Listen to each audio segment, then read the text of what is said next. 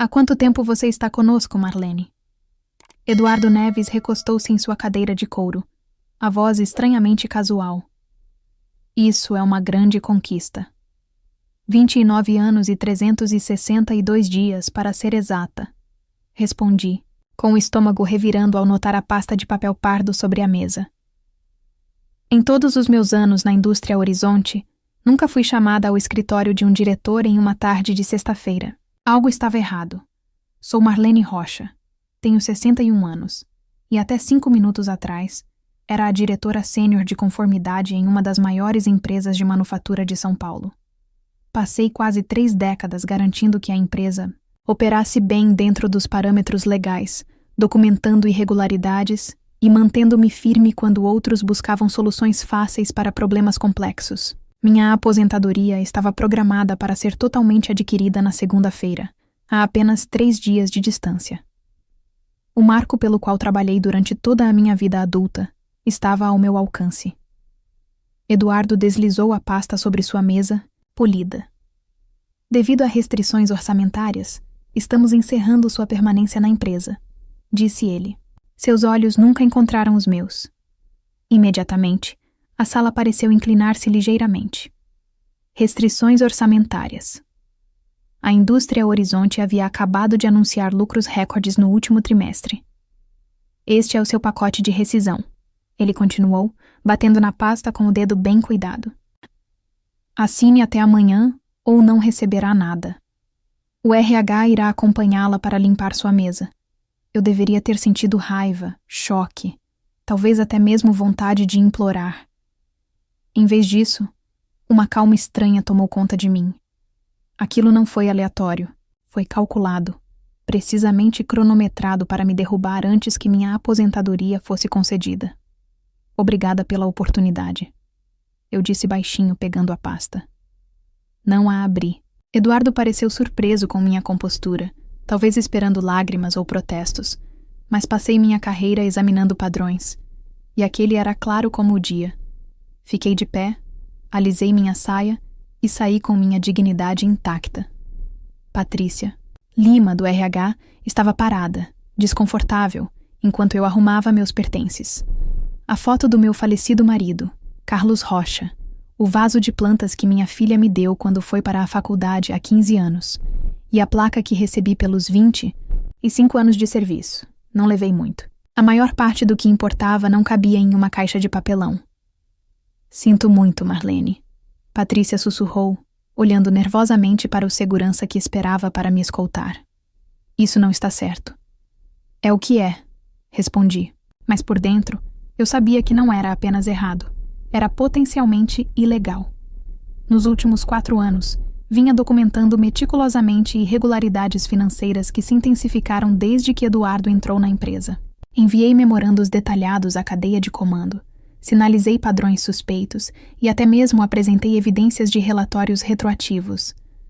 Tudo isso foi descartado, enterrado ou devolvido, com instruções para focar em assuntos mais urgentes. Enquanto eu caminhava pelo saguão uma última vez, o segurança segurou a porta desajeitadamente. Tenha um bom fim de semana, senhora Rocha. Ele disse claramente desconfortável com seu papel naquela farsa. Assenti educadamente. Acredito que terei. A viagem para casa pareceu surreal. 29 anos de dedicação encerrados com uma pasta de papel pardo e uma caixa de papelão. A chuva de abril batia contra meu para-brisa enquanto eu dirigia pelas ruas familiares de São Paulo, passando pela Catedral da Sé, onde Carlos e eu nos casamos, pela escola onde nossa filha se formou, rumo à casa modesta que mantive sozinha desde que me tornei viúva há 12 anos. Pensei nos sacrifícios que fiz para crescer profissionalmente. Os recitais perdidos nos primeiros anos, quando eu trabalhava até tarde para conquistar promoções. As férias em família interrompidas por emergências de conformidade. As incontáveis noites revisando documentação que ninguém mais tinha paciência para analisar. Eu havia dado à empresa meus melhores anos, acreditando na segurança que minha aposentadoria um dia me proporcionaria. Ao estacionar na garagem, fiquei em silêncio por alguns instantes, permitindo-me sentir o peso do que havia acontecido. Eduardo Neves estava na empresa há apenas 6 meses. Chegou com a reputação de otimizar operações, o que normalmente significava cortar custos a qualquer preço. Eu sabia que, eventualmente, entraríamos em conflito. Recusei-me a certificar a conformidade em sua última iniciativa de corte de custos, uma medida que contornava diversos requisitos regulatórios. O que eu não previa era a rapidez e a crueldade com que ele agiria para me eliminar. Chegando em casa, fiz um chá e sentei-me à mesa da cozinha. Finalmente abri o pacote de indenização. Os termos eram insultuosos. 3 meses de salário, em troca da renúncia a qualquer direito futuro contra a empresa. Nenhuma pensão, nenhuma continuidade do plano de saúde, nenhum reconhecimento por quase 3 décadas de serviço. Apenas um cheque e uma armadilha legal, projetada para me silenciar. O documento exigia minha assinatura até às 17 horas do dia seguinte. Eles contavam com o medo e o desespero para que eu assinasse rapidamente, sem consultar ninguém. Aquilo não era um procedimento padrão. Era um esforço direcionado para me roubar o que conquistei. Deixei os papéis de lado e caminhei até meu escritório em casa, onde guardava meus registros pessoais. Atrás de uma fileira de álbuns de fotos de família, havia uma caixa à prova de fogo. Minha apólice de segurança. Nos últimos 4 anos, eu vinha levando para casa cópias de documentos financeiros suspeitos, anotando conversas em detalhes e salvando e-mails que descreviam padrões de má conduta. Não porque eu pretendesse usá-los, mas porque meus instintos profissionais me diziam que algo não estava certo. Abri a caixa e revisei seu conteúdo. Pedidos de empréstimo com dados falsificados, relatórios trimestrais com números manipulados, e-mails instruindo a equipe a retroceder certificações de controle de qualidade. Estava tudo lá. Mais de 1000 páginas de evidências de uma fraude sistemática que se intensificou sob a direção de Eduardo. Relatei todos os problemas pelos canais apropriados, apenas para ser ignorada ou marginalizada. Peguei meu telefone e rolei a lista de contatos até um nome que não via há anos, Júnior Almeida. Ele havia sido o diretor financeiro da Indústria Horizonte antes de sair para trabalhar na CVM, Comissão de Valores Mobiliários do Brasil. Sempre respeitou minha diligência, mesmo quando outros a achavam entediante. É hora, pensei, enquanto meu dedo pairava sobre seu nome. Na manhã seguinte, acordei com um propósito. Depois de conversar com Júnior por quase 2 horas na noite anterior, eu tinha um caminho claro a seguir. Vesti-me com cuidado, usando o terno azul marinho que reservei para reuniões importantes, como se me preparasse para uma batalha. E, de fato, Júnior ouviu atentamente enquanto eu descrevia a situação e a documentação que havia reunido. Sua resposta foi comedida, mas firme. Isso não é apenas uma demissão injusta, Marlene. Com base no que você está descrevendo, a Indústria Horizonte pode estar envolvida em sérias violações financeiras. O momento escolhido para a sua dispensa, às vésperas da aquisição da aposentadoria, é apenas a ponta do iceberg. Ele explicou as proteções disponíveis para denunciantes através da CVM e providenciou um encontro com sua equipe na manhã de segunda-feira. Não assine nada, alertou, e guarde esses documentos em um lugar seguro. Passei a manhã de sábado fazendo cópias de tudo, organizando as evidências cronologicamente e preparando um índice detalhado. O trabalho manteve minha mente focada, impedindo que a raiva e a mágoa me dominassem. Ao meio-dia, eu já tinha 3 pacotes idênticos prontos. Um para a CVM, um para meus registros pessoais e um que serviria como alavanca, se necessário. Meu telefone tocou diversas vezes ao longo do dia. Patrícia do RH, Eduardo Neves e até mesmo o conselheiro jurídico da empresa. Deixei todas as chamadas irem para a caixa postal e ouvi suas mensagens, que se tornavam cada vez mais urgentes. Marlene, precisamos daquele documento assinado. Hoje, dizia a voz tensa de Eduardo. Posso passar aí para buscar se isso ajudar. O setor jurídico foi mais direto. Senhorita Rocha, é imperativo que recebamos seu acordo assinado antes do encerramento do expediente. O não cumprimento poderia colocar em risco todo o meu pacote de indenização. O desespero deles apenas confirmou o que eu já suspeitava.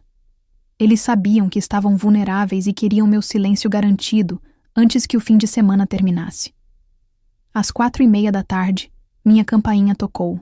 Pelo olho mágico, pude ver Eduardo parado na minha varanda. Seu terno caro destoava completamente do meu modesto bairro.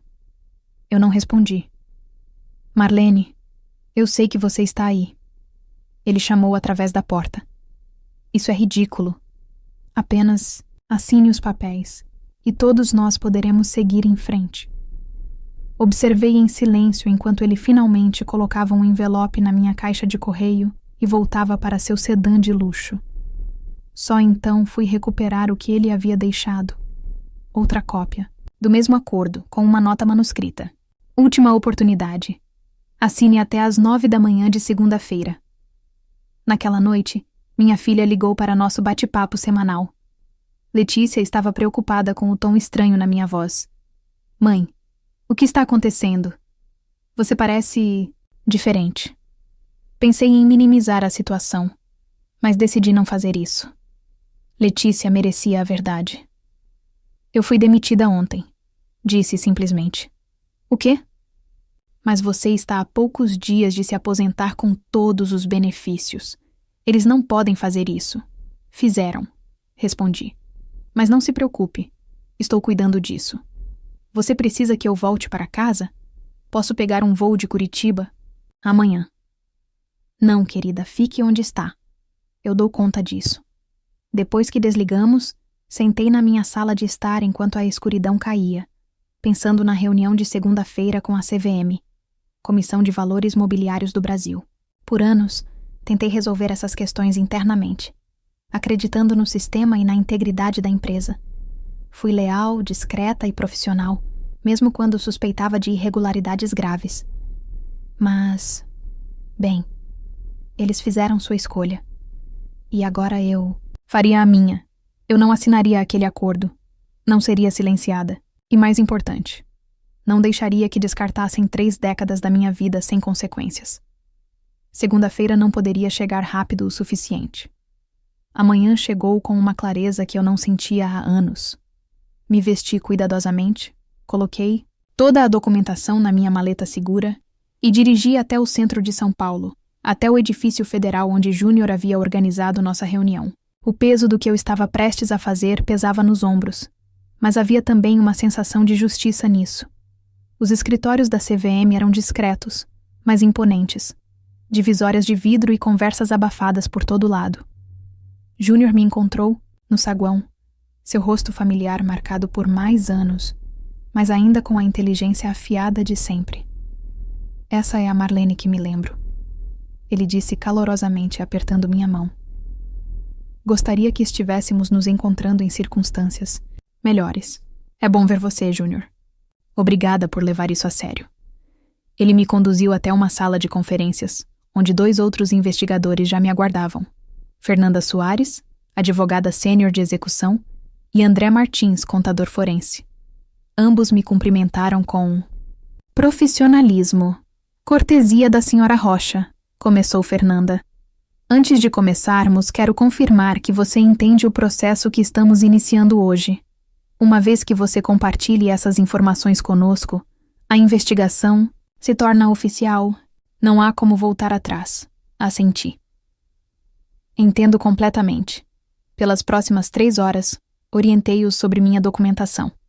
Apresentei os relatórios financeiros irregulares que notei pela primeira vez há 4 anos, quando as remessas não correspondiam às faturas. As certificações de controle de qualidade feitas retroativamente, depois que os produtos já haviam sido enviados. E o padrão de manipulação de receita que se intensificou nos últimos trimestres, especialmente após a chegada de Eduardo Neves. André examinava os documentos com crescente preocupação. Essas discrepâncias não são pequenas, observou. A empresa tem exagerado sistematicamente as receitas em pelo menos 18% nos últimos 2 anos. Isso é fraude de valores mobiliários. Você relatou esses problemas internamente? Fernanda perguntou várias vezes. Confirmei, mostrando cópias dos meus memorandos e e-mails. Sempre diziam que os problemas estavam sendo resolvidos, ou que eu estava interpretando mal os dados. Quando Eduardo entrou, há 6 meses, minhas preocupações começaram a ser redirecionadas para o escritório dele, e lá desapareciam completamente. Júnior se inclinou para a frente. E você acredita que sua demissão está diretamente relacionada a esses relatórios? Sem dúvida. O momento, 3 dias antes de eu adquirir minha pensão, torna tudo óbvio. Mais do que isso, eu havia sinalizado recentemente diversos problemas na última iniciativa de corte de custos de Eduardo. Ele precisava que eu saísse, antes que eu pudesse escalar mais a situação. Quando a reunião terminou, Fernanda descreveu os próximos passos. Precisaremos de sua declaração formal. A partir daí, começaremos nossa investigação, que normalmente permanece confidencial, até determinarmos se uma ação de execução é justificada. Quanto tempo isso leva? Perguntei. Varia, ela respondeu. Mas, dada a documentação apresentada e o padrão claro de má conduta, podemos agir rapidamente. Eu nem tinha chegado em casa quando meu telefone tocou. Era Patrícia Lima, do RH. Sua voz estava trêmula. Marlene, algo está acontecendo. O conselho acabou de convocar uma reunião de emergência. Eduardo está trancado no escritório a manhã toda, e há rumores de que investigadores da CVM estão entrando em contato com nosso consultor jurídico. Então começou mais rápido do que eu esperava. A CVM deve ter feito contato imediato com a equipe jurídica da Indústria Horizonte. Eu não fiquei surpresa. Você fez isso? Patrícia hesitou. Marlene, você relatou algo? Eu simplesmente fiz o que deveria ter feito anos atrás. Respondi. E a papelada da minha aposentadoria? É por isso que estou ligando. O comitê executivo está revisando sua demissão. Eles colocaram tudo em espera até novo aviso. 1 hora depois, meu telefone tocou novamente. Desta vez, era Celso Monteiro, o presidente do conselho. Um homem que mal havia reconhecido minha existência nas raras interações que tivemos. Senhorita Rocha, disse ele, com sua voz tipicamente confiante, mas visivelmente tensa. Parece que temos uma situação que requer sua contribuição. A senhora estaria disposta a vir ao escritório amanhã de manhã para discutirmos os assuntos? Receio que isso não seja possível, senhor Monteiro. Respondi. Qualquer discussão deve incluir meu advogado e, potencialmente, representantes da Comissão de Valores Mobiliários. Claro, entendo, disse ele, após um silêncio profundo. Talvez possamos combinar algo mais formal, então. Quando desliguei, não senti satisfação, apenas um cansaço profundo por tudo isso ter sido necessário. Eu nunca quis ser uma denunciante. Só queria fazer meu trabalho com integridade e me aposentar com a segurança que conquistei. Mas eu cresci. Fui forçada a isso. E agora, todos nós enfrentaríamos as consequências. Meu telefone continuou tocando durante toda a noite. Colegas buscavam informações. Executivos tentavam conter os danos. Não respondi a nenhum deles. O tempo para conversas privadas havia passado. Agora, tudo aconteceria à luz do dia. Na manhã de quarta-feira, a tempestade havia destruído completamente os negócios locais. As manchetes anunciavam a investigação da CVM sobre a Indústria Horizonte, e as ações da empresa entraram em colapso. Analistas financeiros que haviam elogiado as medidas de eficiência de Eduardo algumas semanas atrás, agora questionavam a integridade de toda a estrutura de relatórios da empresa. Recebi uma carta formal da Indústria Horizonte. O departamento jurídico da empresa retirou meu aviso de demissão e me colocou em licença administrativa, com todos os benefícios pendentes de uma revisão interna. Foi uma tentativa transparente de mitigar os danos, que chegou tarde demais, às 10 horas da manhã. Minha advogada, Patrícia Lima, acompanhou-me a uma reunião na sede da Indústria Horizonte. O mesmo segurança que me escoltou na sexta-feira, agora assentiu respeitosamente quando entramos. O clima no prédio estava tenso, com funcionários amontoados em conversas sussurradas. O burburinho cessava abruptamente quando passávamos. Fomos conduzidas à sala de reuniões da diretoria da Indústria Horizonte, onde Celso Monteiro nos esperava, junto ao conselho externo da empresa e a mais 3 membros do conselho. Eduardo. Neves estava visivelmente ausente. Obrigado por vir, senhorita Rocha, começou Celso, parecendo ter envelhecido vários anos em apenas alguns dias. Iniciamos uma investigação interna abrangente sobre as preocupações que você levantou. Patrícia falou antes que eu pudesse responder. Vamos deixar algo claro, senhor Monteiro. A senhora Rocha não levantou essas preocupações de forma repentina após sua demissão.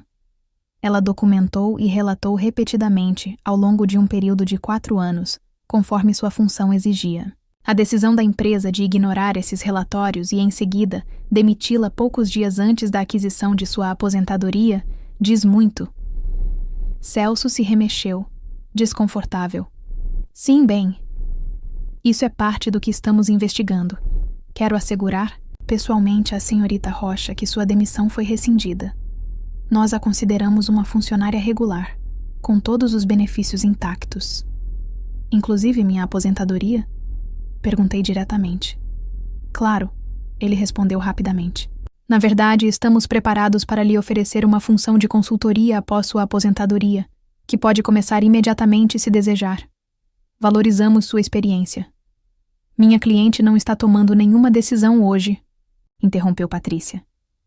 E qualquer pergunta sobre arranjos futuros deve ser precedida por um relato completo de como suas denúncias anteriores foram suprimidas.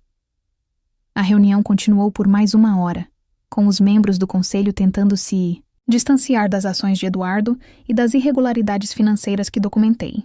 Eles se retratavam como vítimas de desinformação, expressando choque e decepção com a aparente má conduta. Permaneci em silêncio, deixando Patrícia lidar com as manobras legais, enquanto eu observava suas linguagens corporais.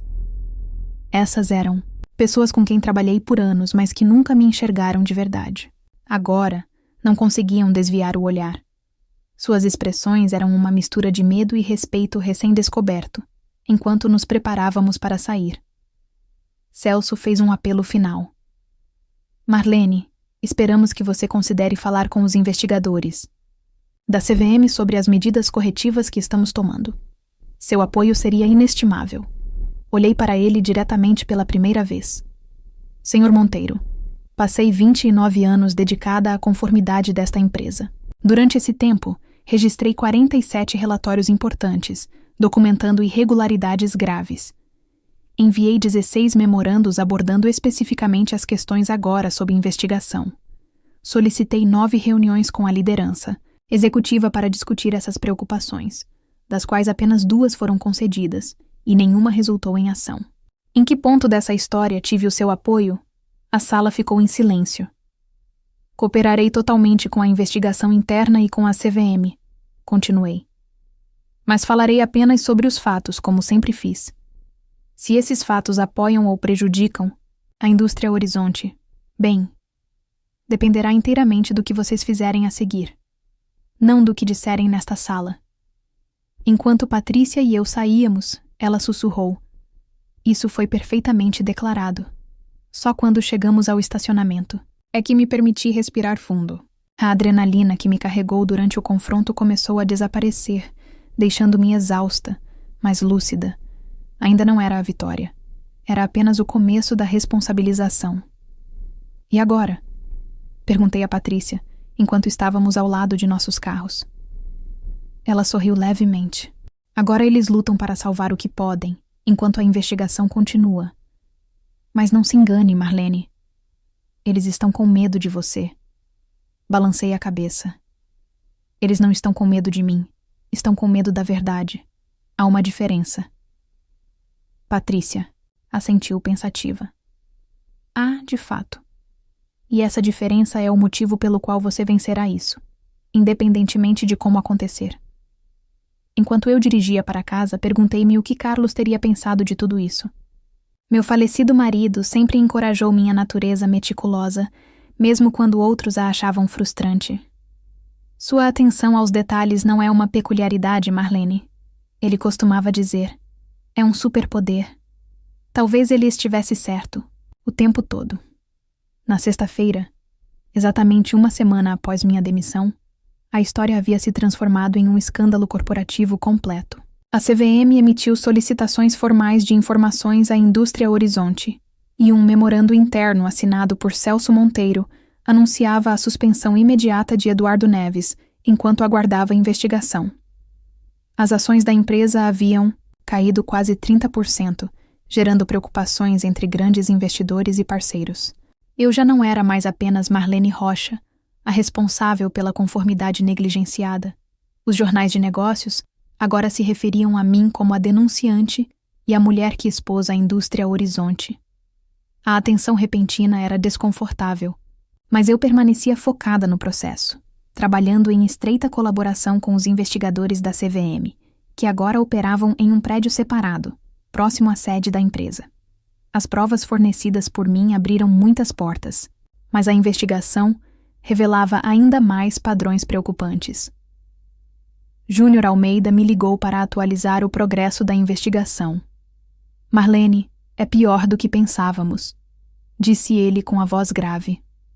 A manipulação financeira remonta a pelo menos 5 anos antes de Eduardo. Ele acelerou o processo, mas não foi quem começou.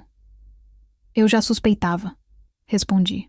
Havia irregularidades que não consegui documentar completamente, porque não tive acesso a certos relatórios de nível executivo. Bem, agora conseguimos acessá-los, continuou Júnior. E eles contam uma história de fraude sistemática, projetada para inflar o valor da empresa. O conselho alega ignorância, mas pelo menos 3 membros deviam saber. Eles assinaram transações importantes. Essa notícia deveria ter me confortado, mas, em vez disso, me deixou com uma sensação de vazio. A empresa a qual dediquei minha vida havia sido corrompida em níveis que nem mesmo eu compreendia completamente. As pessoas em quem confiei minhas preocupações estavam, na verdade, participando ativamente da mesma fraude que eu denunciava. Naquela tarde, recebi uma ligação de Letícia. Sua voz estava tensa de raiva. Mãe, você viu as notícias? Eles estão tentando te dar o crédito? Eu não vi, respondi calmamente. Tenho evitado a cobertura da mídia e focado nos procedimentos oficiais. O que estão dizendo? Que o executivo da indústria Horizonte, Eduardo, deu uma entrevista alegando que você tinha problemas de desempenho e estava chateada por ter sido preterida para uma promoção. Ele está fazendo parecer que você está retaliando por motivos pessoais. Não fiquei surpresa. Era uma estratégia de defesa previsível, atacar a credibilidade da denunciante em vez de responder às alegações. Não importa, Letícia. Assegurei a ela. As evidências falam por si. Minhas avaliações de desempenho foram exemplares por 29 anos. Eles não podem reescrever essa história agora. Mas Eduardo estava tentando exatamente isso. Naquela noite, diversos meios de comunicação difundiram a narrativa dele, questionando meus motivos e sugerindo que eu havia manipulado documentos para incriminá-lo. Era uma atitude desesperada de um homem desesperado. Mas ainda assim doeu ver minha integridade ser questionada tão publicamente. Patrícia ligou imediatamente. Não responda a nada disso, alertou. A CVM emitirá uma declaração, amanhã, esclarecendo seu status de denunciante e a credibilidade das suas evidências. Deixe os canais oficiais cuidarem disso. Eu não estava planejando responder, eu disse a ela. Mas vou fazer outra coisa. Na manhã seguinte, dirigi até meu banco local e pedi para falar com a gerente, Silvia Campos. Eu a conhecia há anos, pois ela cuidava da maioria das transações bancárias locais da indústria Horizonte. Marlene. Ela me cumprimentou calorosamente. Tenho acompanhado as notícias. Como você está? Estou bem, Silvia, mas preciso acessar meu cofre na sala privada. Abri o cofre e retirei um envelope lacrado que eu havia colocado lá há 3 anos. Ele continha cópias de trocas de e-mails entre o antecessor de Eduardo e 2 membros do conselho, discutindo maneiras de gerenciar as aparências financeiras durante um período crítico de aquisição. Eu os encontrei acidentalmente ao arquivar e-mails antigos, e algo me disse para protegê-los separadamente da minha outra documentação. Não os incluí em meu relatório inicial à CVM, Comissão de Valores Mobiliários do Brasil, porque não estavam diretamente relacionados aos problemas atuais. Mas agora, com Eduardo tentando minar minha credibilidade, eles forneciam um contexto crucial, mostrando que as práticas problemáticas eram anteriores às minhas preocupações específicas sobre ele. Liguei imediatamente para Júnior. Tenho algo que você precisa ver, eu disse a ele. E isso muda a narrativa completamente.